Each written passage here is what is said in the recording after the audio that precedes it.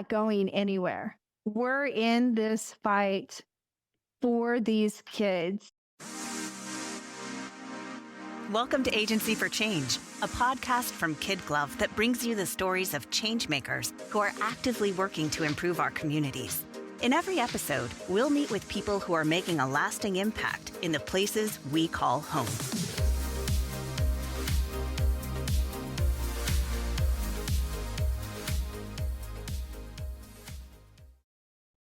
Hey everyone, this is Lyn Wineman. Welcome back to another episode of the Agency for Change podcast. Today, I am excited to introduce you to someone who is doing really meaningful work in the community where I live, which is Lincoln, Nebraska. Our guest is Leigh Esau, and she is the founder of Foster Care Closet of Nebraska. And if you've never heard of Foster Care Closet, get ready, because Leigh has created a space where kids entering the foster care system can choose brand new clothing and essentials at a moment when they often have nothing. She is providing dignity, comfort, and compassion, all wrapped up into one incredible mission. And in this conversation, Leigh is going to share some fantastic stories. She's going to talk about why this work matters so much, and she's going to share the urgent challenges her organization is facing right now. Leigh, I can't wait to talk to you today. Welcome to the podcast. Thank you. Thank you so much for having us. I have been looking forward to talking with you, Leigh, because I have heard about Foster Care Closet of Nebraska for years, but the two of us have not met before now. Can you start by telling us more about Foster Care Closet and the mission behind it? Sure. So Foster Care Closet I started the organization in 2006. It is a organization born of my own passion and lived experiences. We are passionate about restoring dignity to youth in crisis Leigh, with our focus. I love that. That is a great thing to be passionate about. Yeah, our focus is for youth who are in foster care. Okay. So, Leigh, why is this work of supporting children and families in the foster care system so important right now? Oh gosh, that's such a great question. For me, obviously, as I stated earlier, it's born of personal experience. And so I was once one of the children in the foster care system, Mm, be it in a different state. And I was adopted by age 7, so I did not age out or experience foster care at an older age.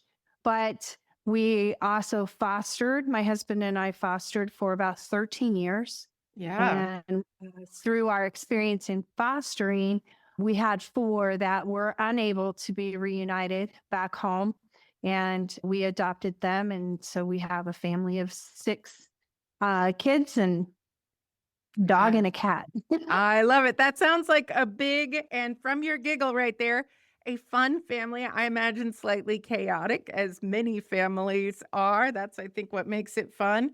So, if you're comfortable, I'd love to hear more about your lived experience, Leigh, both as you as a child going through foster care and you as a foster care parent.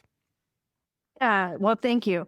I'm happy to share my experience as a foster youth. I spent the first 7 years of my life in care. I know very little about my own biological family.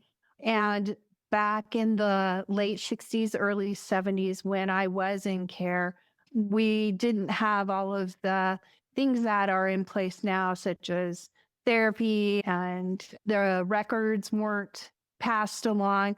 So I really don't have a lot of knowledge of my own biological situation to what led to being in care. What I can tell you is that it definitely shaped the course of my life, even in those very early years. And then because of how it affected me personally, I knew that I wanted to one day become a foster parent. I had to walk through a lot of my own healing journey. Yeah. Took about 14 years Wow. to walk through that process and get to the other side in a healthy way. And once I got through that, my husband and I felt like it was time. And so we began to foster. And then what really kind of led to the whole foster care closet was that one of the things that we noticed in our 13 years of fostering is that almost always kids show up at your door with only the things that they're wearing. They Mm. have very few belongings. A perfect example was we took in a sibling strip of three. It was twin girls who were 3 at the time and a baby who was 2 months. Wow. And the baby showed up in the sleeper that she was wearing and the diaper. There was no supplies. There was no formula. There was no bottles. There was nothing. No car seat Wow. that was left with her. And then the twins came and we had just had a major snowstorm and they were wearing little Croc shoes Oh my. and light jeans and short sleeve shirt with a windbreaker. So that's what led to immediately going, there's got to be a better way to help these kids transition into care. And so that particular story is the story that led us to say, we've got to do something better. Yeah. This is not okay. Leigh, as I was preparing to talk to you, I spent some time on your website for Foster Care Closet of Nebraska and on your social media. And on your social media, there is a story or a quote from a family who said, "We spent $300 to $400 the first night that we were foster parents." And so, that made me think, wow, what would you spend $300 to $400 on? But you just put that right into perspective. Formula, diapers, coats, shoes, clothes, pajamas, all the things that kids need. And at the most or one of the most vulnerable times in their life, if they don't have that, I mean, that's not only a dignity issue, it's a safety issue as well. So can you talk me through? So, what does it look like, if when a family comes in and foster youth come into foster care closet, what is their experience like? What do you do for them? So we are focused solely on providing the basic needs, primarily clothing. So when Yeah, a youth is shopping with us, they get to shop up to 2 times a year, once during spring, summer, and once during fall, winter. yeah, Our focus is to help set them up successfully for the next season. And so when they shop with us, they get a full wardrobe. And what that looks like is it's 5 tops and bottoms, it's 7 pairs of socks and underwear, it's a pair of shoes, it's a seasonal jacket. So we're in the middle of winter right now. And so it's going to be a winter coat and a pair of pajamas. And everything that we provide out of the doors of the foster care closet are brand new items only. yeah.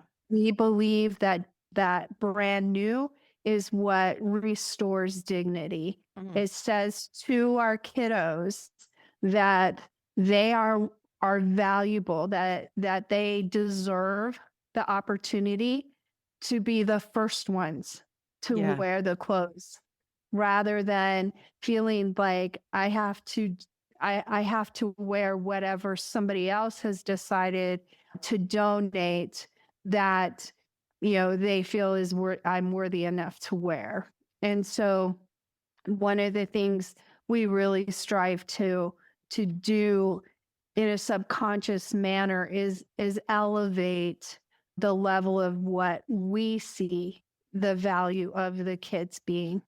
That's amazing. That's quite a wardrobe to get started with, too. I mean, certainly not excessive by any means, because I also imagine the last thing foster care families have time to do is laundry every single day as well. And so that that seems like a great advantage for the kids who participate. I'm really curious. I'm touched, honestly, in hearing your personal story and the work that you do, but I'm also really curious. I imagine over the years, you have witnessed several incredibly meaningful moments. I'm curious, could you share a story that stands out from you from a child that has shopped the closet? Absolutely. So I don't know if your listeners are aware, but the foster care closet actually serves the entire state of Nebraska. We Wow. have a mobile that we take out, and we partner with various community partners. We have 7 stops that we make each season all across the state of Nebraska that's outside of Lincoln. Um, Wow.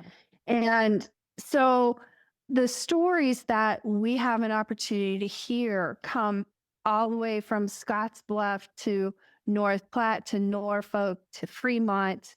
And so one of the most recent stories, we had a young man who was staying in a shelter. And so one of the things we've started doing, because we want to make sure that we have a good pulse on how are the kids feeling, how are our youth feeling about what we're providing.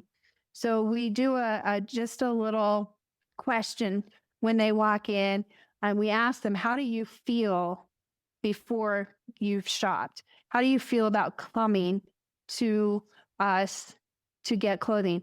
And this particular young man said that he felt okay. It was okay. And he spent about 30 to 45 minutes shopping. One of the things that I think is also important for your listeners to know is that, again, in restoring dignity, dignity is choice and voice. Yes. And so it's very important to us as an organization that youth get to shop for themselves. Yes. And so he was in there, he was picking out his own clothing, his likes and dislikes. He had an opportunity to feel the textures of the clothing. Many of our youth have sensitivity issues. And so we want to make sure that they're wearing clothing that doesn't add to a heightened sensitivity. And so he shopped. He got everything that he could. And then we also have bonus items like backpacks and personal hygiene items. Generally, we have a fleece blanket for the youth as well. And after he was all done and we were bagging up his clothing for him, we asked him, how do you feel now that you've had the opportunity to shop? And he said he was excited. He was really surprised at not only the choice of clothing that was available for him, but also the quality of Mm, the clothing that was available. And I that's took it amazing. one step.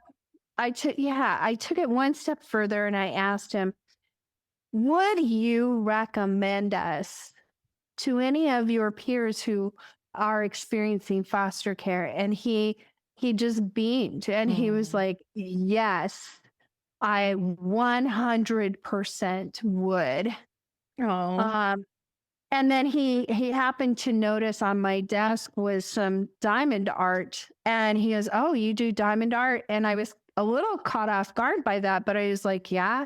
I said, do you like doing diamond art? He's like, yeah, but since I've been here, I haven't been able to. And I happen to have extra diamond art projects that I was more than happy to share. So, Oh, we try very hard to listen and connect yeah. with our youth. And so that particular story, it was awesome that he was able to get the clothes he got, but it wasn't just the clothes, it was the connection that was happening and us listening to him and being able to take that one step further. And I think as we do our service across the state, as we provide that, that's really where our families are connecting.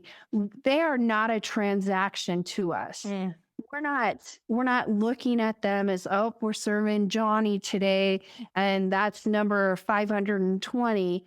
yeah. It's we get to serve Johnny and we're there to walk alongside the caregivers. I don't know how aware your listeners are in regards to foster care, but one of the trends that has been slowly evolving is moving youth into a kinship or a relative placement versus that traditional stranger care, Yeah. foster care. And as that transition is happening, what we have to remember and be cognizant of is that not all relatives or kinship caregivers have had the training that traditional foster parents go through. And Right. because of that, they often don't know what other resources are available to them to help support the youth that they're caring for. So we are also standing in the gap, walking alongside, making sure that we're helping them connect to other resources if appropriate. Lee, in addition to what I just heard you say, I mean, helping the kiddos, standing in the gap with kinship caregivers and helping connect people to resources.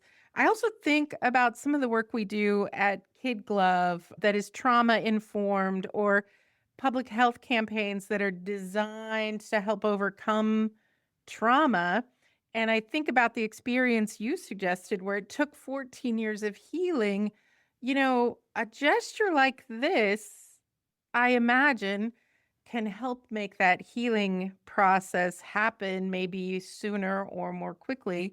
But I also know another trend in foster care right now is that there are rarely enough foster care parents available, particularly for older kiddos. And Mhm. I don't know a single foster care parent I know of that is just flush with resources, right? And so if every time you expand and take on foster care youth, you're spending several $100s to come bring them in. That also is not, it's just not possible for very many families right now. So I mean, I can see loads of benefits to the work that you're doing and the compassion that you're providing. And Leigh, one thing I know is right now is a particularly difficult time for almost every nonprofit, but I understand your organization is facing a very urgent moment, and we're recording this towards the end of 2025. But could you tell us what's happening right now that makes community support so essential for you? Yeah, well, thank you for asking that question. For the past 12 years, we had been partnering alongside of DHHS and providing that initial wardrobe as youth entered into foster care. And we also helped provide a what we called the foster haven, which was located inside the Brave Bee Yep. new remodel. And the department decided that they were going to go a different direction. And so our contract was not extended. And we were, it sounds kind of odd to say this, but we actually were in a better position than maybe some other nonprofits in that only half of our Yeah. budget took a hit. We lost about $364,000 when that contract was no longer extended. That does not mean that the need for our service went away. Right. And so, where we're at now, in 2024, we served 2,180 youth across the state of Nebraska. 2,180 youth. And then I multiply that by all of the items you said earlier that you are providing foster youth when they shop. That's a lot. That's a lot of funding, a lot of people who are helped, a lot of impact that's made, Leigh. Yeah. And we're very proud of that. What we're heartbroken about right now is that obviously that funding, there's only one way for for that, for our sustainability to be able to go. And that is in that we have to decrease the number of youth that we can serve while we build up the fundraising necessary to cover that 360,000.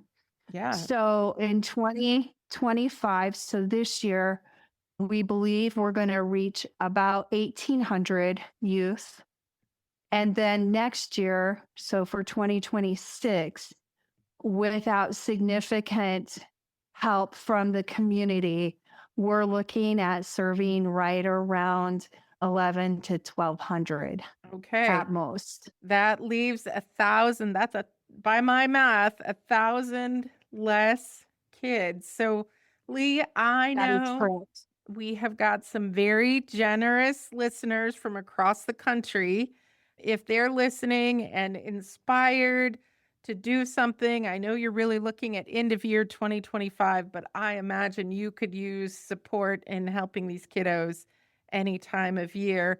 What's the best way to connect with you and make a donation? What kind of donations are you Yeah. looking for? So obviously, monetary donations are the number one thing. And I want to explain that a little bit, if I can, to your listeners. The reason that the monetary donation is so helpful is that we purchase the new clothing through wholesale vendors. We Yeah. have relationships that we've built with them over the last 5 years. And that's how we're going to be able to continue to make our dollars stretch as far as possible. Yeah. So if you go back for a minute and remember all of the wardrobe, the 5 tops and bottoms, 7 pairs of socks and underwear, pair of shoes, seasonal jacket, pair of pajamas, that whole package costs us on average $350 to Wow. provide. Leigh, I have to admit, I was adding that up as you were saying it, and I was like, oh my goodness, that's a lot per child. But I imagine I could take $300 to Target and buy a fraction of that, or Walmart, or Kohl's, or just pick any retailer. Whereas Correct. you, with these relationships you have with wholesalers, can really stretch that dollar as far as possible. Correct. And so that's why I mentioned that that's the number one way to help us. Now, we understand that there are people who love shopping, and we never want to discourage them from doing what they love to do. And so, obviously, checking our website, fostercarecloset.org, Okay. is a great place to look for our Amazon wish list. That is kept up to date. So if you want to purchase something, you can go and do it through that. Or obviously, you can go and purchase something that you really feel resonates with a youth in particular, and donate that. The other areas that are very helpful to us is we do not use dollars to purchase items like the hygiene kits, the backpacks, the fleece blankets. We do ask specifically for people to do drives to collect those kinds of items or to purchase them on their own and donate those items. And of course, fleece blankets are a great project for service groups to work on and then donate. So hopefully that answered your question. That's fantastic. So, everyone, we will have that link, fostercarecloset.org, in the show notes for this episode. But Leigh, in particular, is looking for monetary donations so they can really stretch those funds out for the kiddos. Shopping items, looking at that Amazon wish list in particular, or hosting a drive for fleece blankets, hygiene items, backpacks. Thank you for making that so clear for us, Leigh. And I'm just going to put it out there. KidGlov is really excited about this. We have a book on the market right now. It's called Untangling Spaghetti, a branding fable. And our intent is to donate the proceeds of that book from the month of December to Foster Care Closet. So watch for that, Leigh, as well. We are happy to support you and your work in this way. Thank you very much for that. Absolutely. Absolutely.